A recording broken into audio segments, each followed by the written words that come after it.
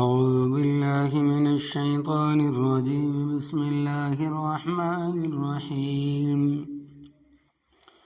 وإذا طلقتم النساء فبلغن أجلهن فلا تعضلوهن أن ينكحن أزواجهن إذا تراضوا بينهم بالمعروف ذلك يوعظ به من كان منكم يؤمن بالله واليوم الآخر ذلكم أزكى لكم وأطهر والله يعلم وأنتم لا تعلمون والوالدات يرضعن أولادهن حولين كاملين لمن أراد أن يتم الرضاعة وعلى المولود له رزقهن وكسوتهن بالمعروف لا تكلف نفسا إلا وسعها لا تضار والدة بولدها ولا مولود له بولده وعلى الوارث مثل ذلك فإن أرادا فصالا عن تراض منهما وتشاور فلا جناح عليهما وإن أردتم أن تسترجعوا أولادكم فلا جناح عليكم إذا سلمتم ما آتيتم بالمعروف واتقوا الله واعلموا أن الله بما تعملون بصير۔ ترجمہ: وَإِذَا طَلَّقْتُمُ النِّسَاءَ، اور جب تم طلاق دو عورتوں کو، فَبَلَغْنَ، پس وہ پہنچ جائے، أَجَلَهُنَّ، اپنی عدت کو، فَلَا تَعْضُلُوهُنَّ، پس نہ روکو تم ان کو، أَن يَنكِحْنَ، یہ کہ وہ نکاح کریں، أَزْوَاجَهُنَّ، اپنے خاوندوں سے، اذا تراضوا بینہم، جس وقت راضی ہو جائیں آپس میں، بالمعروف، اچھائی کے ساتھ، عمدگی کے ساتھ، ذالک، اس چیز کی، یوعظ بہ، نصیحت کی جاتی ہے، من، اس کو، کان منکم، جو ہے تم میں سے، یؤمن باللہ، ایمان لاتا ہے اللہ تبارک و تعالیٰ پر، والیوم الآخر، اور آخرت کے دن پر، ذالکم، یہی چیز، ازکا لکم، بڑی پاکیزہ ہے قلبی اعتبار سے، واطہر، اور زیادہ پاکیزہ ہے بدن کے اعتبار سے، واللہ یعلم، اور اللہ تبارک و تعالیٰ جانتا ہے، وانتم لا تعلمون، اور تم نہیں جانتے، والوالدات، اور مائیں، یرضعن اولادہن، دودھ پلائیں اپنی اولاد کو، حولین کاملین، 2 سال مکمل، لمن ارادہ، یہ اس کے لیے ہے جو ارادہ کرتا ہے، ان یتم الرضاعہ، یہ کہ مکمل کر لے دودھ پلانے کی مدت کو، وعلی المولود لہ، اور جس کی طرف بچے کی نسبت کی جاتی ہے یعنی باپ پر، رزقہن، ان عورتوں کا رزق ہے، وکسوتہن، اور ان کا لباس بھی ہے، بالمعروف، اچھے طریقے کے ساتھ، لا تکلف نفس، نہیں تکلیف دی جائے گی کسی نفس کو، الا وسعها، مگر اس کی طاقت کے مطابق، لا تضار والدۃ بولدہا، نہ نقصان پہنچایا جائے ماں کو اس کے بچے کی وجہ سے، ولا مولود لہ، اور نہ باپ کو، بولدہ، اس کے بچے کی وجہ سے، وعلی الوارث مثل ذلک، اور وارث پر بھی اتنا ہی خرچہ آئے گا، فإن ارادا، پس اگر وہ دونوں ارادہ کر لے، فصالا، دودھ چھڑانے کا، عن تراض منہما، آپس کی مرضی سے، وتشاور، اور باہمی مشورے سے، فلا جناح علیہما، پس کوئی حرج نہیں ہے ان دونوں پر، وإن اردتم، اور اگر تم ارادہ کرو، ان تسترجعوا اولادکم، یہ کہ کسی اور سے اپنی اولاد کو دودھ پلواؤ، فلا جناح علیکم، پس کوئی گناہ نہیں ہے تم پر،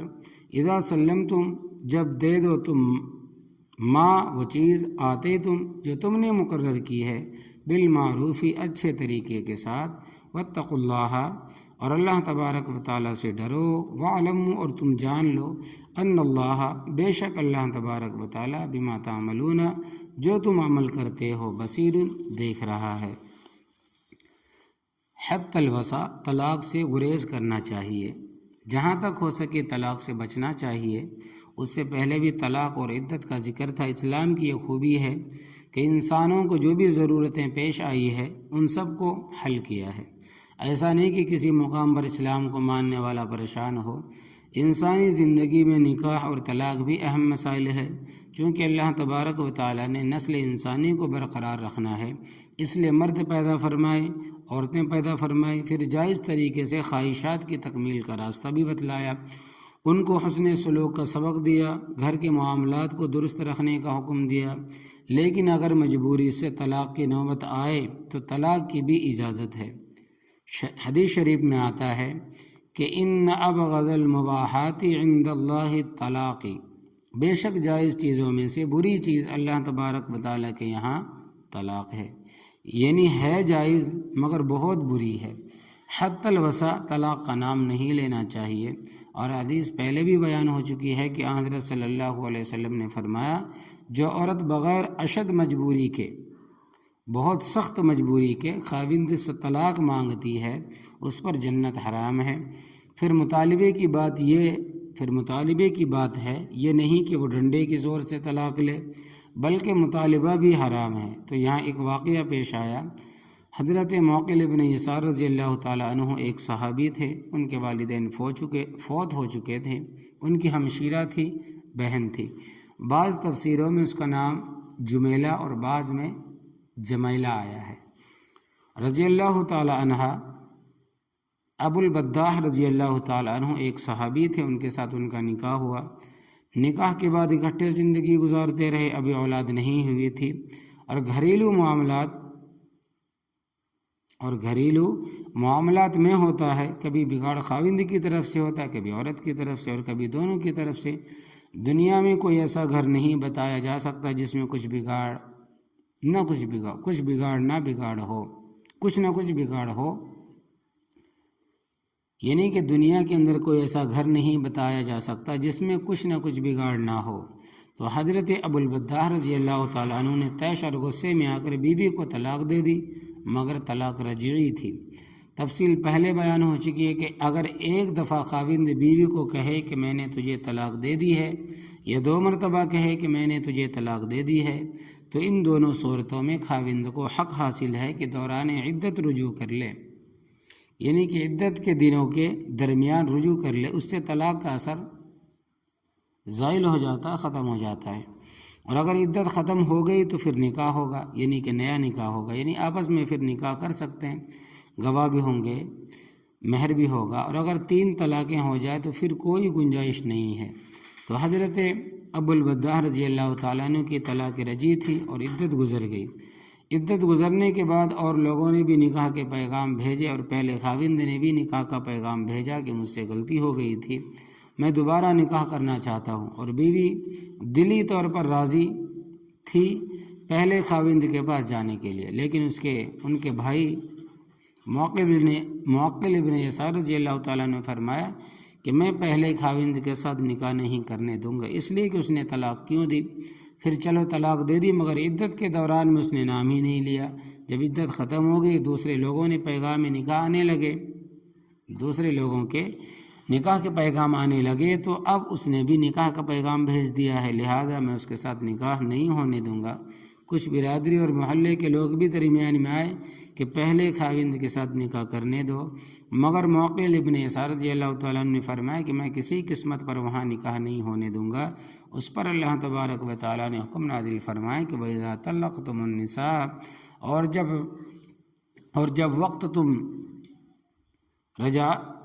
جب وقت تم طلاق رجعی 2 عورتوں کو، فبلغنا، پھر وہ پہنچ چکی، اجلہن، اپنے عدت کو، یعنی عدت بھی ختم ہو چکی، فلا تعضلوہن، پس نہ تم روکو ان عورتوں کو، کہنا یہ کہ وہ نکاح کر لے، ازواجہن، اپنے پہلے خاوندوں سے، اذا تراضوا بینہم، جب وہ آپس میں راضی ہو جائے، بالمعروف، اچھے طریقے سے، یعنی جو شریعت کے مطابق قاعدے ہیں،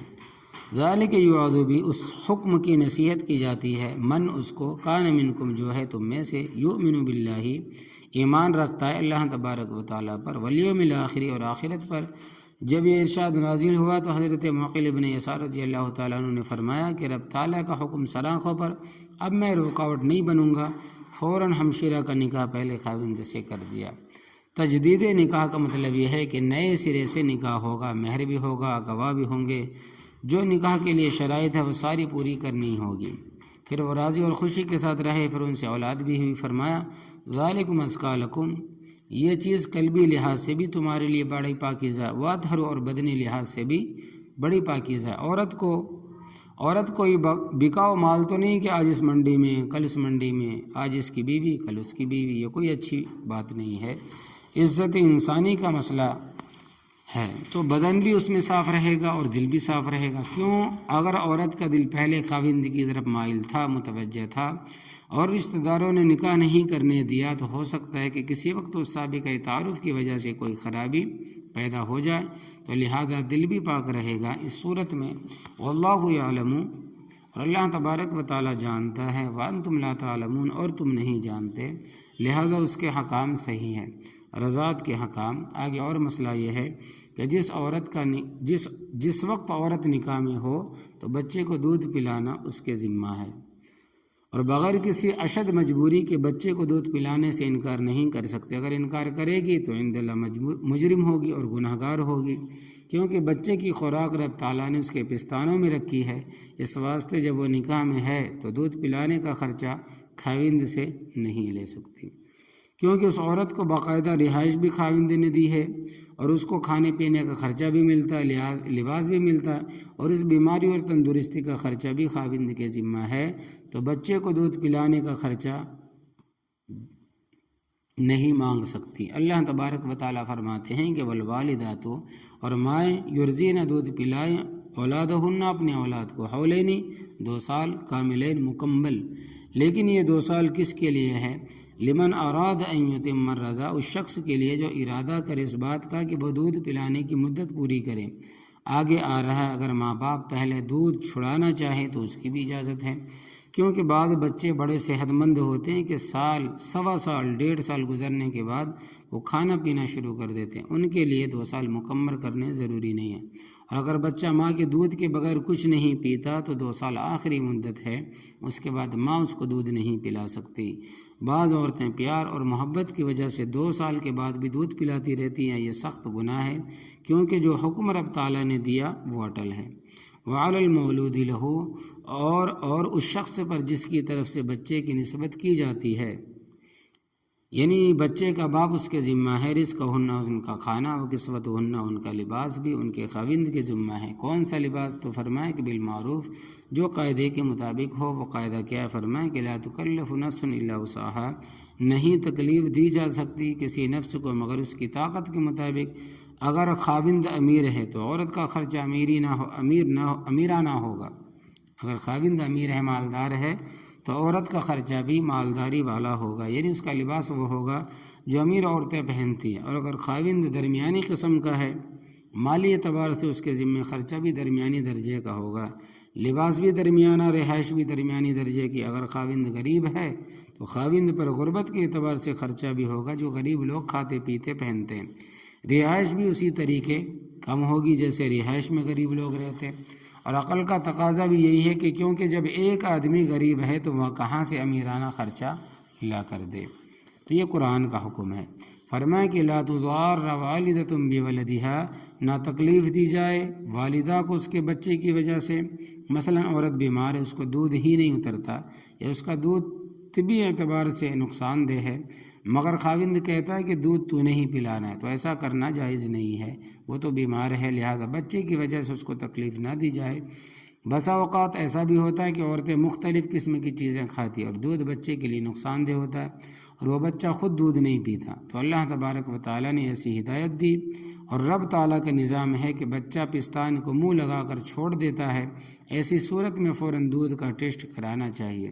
اگر ماں کا دودھ بچے کے لیے نقصان دہ ہے تو دھکا شاہی نہ کرو، زبردستی نہ کرو، عورت کی خوراک بدلو، اس کا علاج کرو تاکہ دودھ کی خرابی دور ہو جائے۔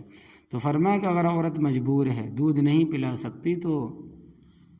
اس کو مجبور نہ کیا جائے۔ ولا مولود لہ بولدہ، اور نہ باپ کو تکلیف دی جائے کہ بچے کی وجہ سے، مثلا عورت صحت مند ہے، دودھ بھی اس کا وافر ہے، مگر وہ کہتی ہے کہ میں نے دودھ پلانا، کیونکہ اگر میں دودھ پلاؤں گی تو میرے پستان ڈھیلے ہو جائیں گے، میری صحت اتر جائے گی، میرے حسن و جمال میں کمی آ جائے گی، کیونکہ ایسی عورتیں بھی ہیں۔ تو اب وہ بیچارہ خاوند کیا کرے؟ اس لیے اس کی بھی اجازت نہیں ہے۔ فرمایا خاوند کو بھی بچے کے دودھ کی وجہ سے مجبور نہ کیا جائے۔ طبی نقطۂ نگاہ سے اگر صحت مند عورت بچے کو دودھ نہیں پلائے گی تو اس صورت میں اسے ٹی بی اور کینسر کی بیماری عورت کو ہو سکتی ہے۔ یاد رکھو جب رب کے نظام کو بدلتا ہے تو ضرور کوئی نہ کوئی خرابی پیدا ہوتی ہے، تو جب عورت صحت مند ہے تو کیوں دودھ نہیں پلاتی؟ بے مقصد نخرے کر رہی ہے۔ اللہ تبارک و تعالیٰ نے جو اس کی چھاتی میں دودھ پیدا فرمایا ہے وہ نکلے گا تو تندرست رہے گی۔ آج کل عورتوں کو چھاتی کا کینسر ہے، اس کی ایک وجہ یہ بھی ہے کہ رب تعالیٰ کے نظام جس طرح اس نے بنایا ہے اسی طرح رہنا چاہیے۔ وعلی الوارث مثل ذلک، اور وارث پر بھی اسی طرح خرچہ لازم ہے۔ مثال کے طور پر باپ کا فوت ہو چکا ہے بچے کا، تو بچے کے دودھ کا کیا سلسلہ ہوگا؟ عورت کے پاس خرچہ بھی کوئی نہیں اور خاوند کچھ چھوڑ کر بھی نہیں گیا، اب وہ جو شرعی وارث ہے خرچہ ان کے ذمہ ہوگا۔ اس مرنے والے کا ایک بھائی اور ایک بہن ہے، وراثت میں بھائی کو دوہرا حصہ ملتا ہے اور بہن کو ایک، تو حصے کے مطابق خرچہ بھائی کے ذمہ ہے، یعنی جس کو تم چچا کہتے ہو ایک حصہ خرچہ اس کی پھوپھی کے ذمہ ہے جس نسبت سے ان کو وراثت ملنی تھی، تو اسی نسبت سے ان پر بچے کا خرچہ آئے گا۔ یہ نہیں سمجھا جائے گا کہ بچے کا خرچہ خود مانگتے پھریں گے، بلکہ اللہ تبارک و تعالیٰ نے اس کا خرچہ وارثوں کے ذمہ لگایا ہے۔ فَإِنْ أَرَادَا، پس اگر وہ میاں بیوی دونوں ارادہ کر لے، فصالاً، دودھ چھڑانے کا 2 سال سے پہلے، ان تراض منہما، آپس کی رضامندگی سے، یہ دونوں اس پر راضی ہوں، وتشاورین، اور دونوں کا مشورہ بھی کہ اس بچے کا اب دودھ چھڑا دینا چاہیے، فلا جناح علیہما، تو ان دونوں پر کوئی گناہ نہیں ہے۔ دونوں کی رضا اور دونوں کا مشورہ اس واسطے ضروری ہے، خدا نہ خواستہ عورت نے اپنی مرضی سے دودھ چھڑا دیا تو خاوند کی مرضی کے بغیر اور بچہ بیمار ہو گیا تو خاوند لڑے گا کہ تو نے دودھ چھڑایا ہے اس لیے بچہ بیمار ہوا۔ اسی طرح خاوند نے اگر دودھ چھڑانے پر مجبور کیا اور عورت اس پر راضی نہیں تھی اور بچے کو کچھ ہو گیا تو عورت کا گلہ ہوگا، لڑائی ہوگی، اور جب دونوں کا مشورہ اور دونوں کی رضا ہوگی تو بچے کے لیے بھی اسی میں خیریت ہے۔ پھر جھگڑا کس چیز کا؟ کیونکہ جھگڑے کا کوئی بھی سبب ہو شریعت اس کو پسند نہیں کرتی۔ وَإِنْ أَرَدْتُمْ، اور اگر تم ارادہ کرتے ہو، أَن تَسْتَرْجِعُوا، یہ کہ تم اپنی اولاد کو کسی اور سے دودھ پلواؤ، فَلَا جُنَاحَ عَلَيْكُمْ، پس کوئی گناہ نہیں ہے تم پر اس میں بھی، اذا سلمتم ما آتیتم، جب دے دو تم وہ اجرت جو تم نے طے کی ہے، بالمعروف، اچھائی کے ساتھ، عمدگی کے ساتھ۔ اس زمانے میں ایسا ہوتا تھا کہ صحت مند عورتیں بچوں کو لے جاتی تھیں، ان کو اجرت دی جاتی تھی، وہ بچوں کو دودھ پلاتی تھی۔ آج بھی اگر کوئی ایسی صورت ہو کہ بچے کو کسی سے دودھ پلوایا جائے تو جائز ہے۔ خود حضرت صلی اللہ علیہ وسلم نے حلیمہ سعدیہ کا دودھ پیا، تو اگر تم یہ ارادہ کرتے ہو کہ اس بچے کی ماں کی صحت ٹھیک نہیں ہے، دودھ اس کا صحیح نہیں ہے، تو کسی اور عورت سے جو صحت مند ہے اس سے دودھ پلوانا چاہو تو اس کی اجازت ہے، مگر جو اجرت تم نے طے کی ہے وہ دیانت داری اور دینداری کے ساتھ اس کو دے دو، یعنی کہ پیچھے نہ لگاؤ، جتنی طے کی اتنا دے دو، اس سے کم نہ دو، اس کی اجازت نہیں ہے۔ واتقوا اللہ، اور اللہ تبارک و تعالیٰ سے ڈرتے رہو ہر معاملے میں، وعلموا، اور جان لو تم، ان اللہ بما تعملون بصیر، بے شک اللہ تبارک و تعالیٰ جو کچھ تم کرتے ہو دیکھ رہا ہے، تمہارے ظاہر کو، باطن کو، ہر حالت کو رب جانتا ہے، معاملہ تمہارا ہر وقت رب کے ساتھ میں ہے۔ تو اللہ تبارک و تعالیٰ عمل کی توفیق عطا فرمائے، آمین یا رب۔